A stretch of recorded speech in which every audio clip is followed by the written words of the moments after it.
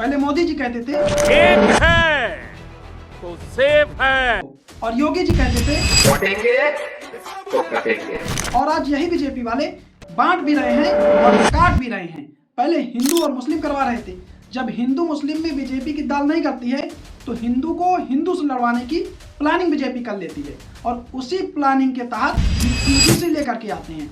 कभी आपने सोचा है कि यूजीसी बीजेपी लेकर के क्यों आई? क्या किसी ने यूजीसी की डिमांड की थी? पक्ष या विपक्ष किसी ने यूजीसी की डिमांड की थी? नहीं, किसी ने भी यूजीसी की डिमांड नहीं की थी।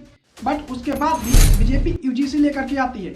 और यूजीसी क्यों लेकर के आती है? तो यूजीसी इसलिए बीजेपी लेकर के आती है, उसे पता है कि हिंदू को हिंदू से लड़वा दो, छात्रों को छात्रों से लड़वा दो, छात्रों को जातियों में बांट दो, फिर तो हमसे कोई क्वेश्चन करने वाला ही नहीं होगा। कोई हमसे नहीं पूछेगा कि आप शिक्षा, रोजगार और स्वास्थ्य पर क्या काम कर रहे हैं, आप नौकरी क्यों नहीं दे रहे हैं।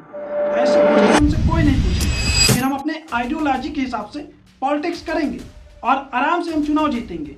तो बीजेपी यूजीसी लेकर के आई है, वो किसी के बेनिफिट के लिए लेकर नहीं आई है, वो अपने फायदे के लिए लेकर के आई है। बट यूजीसी में बीजेपी खुद ही फंस गई है। लेकिन बीजेपी की जो प्लानिंग थी वो कहीं ना कहीं सक्सेसफुल हो गई है।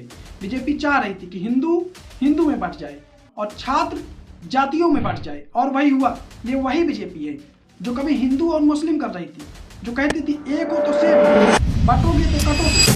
और आज यही लोग बांट भी रहे हैं, काट भी रहे हैं। वैसे आपको क्या लगता है? कमेंट सेक्शन में जरूर बताइएगा।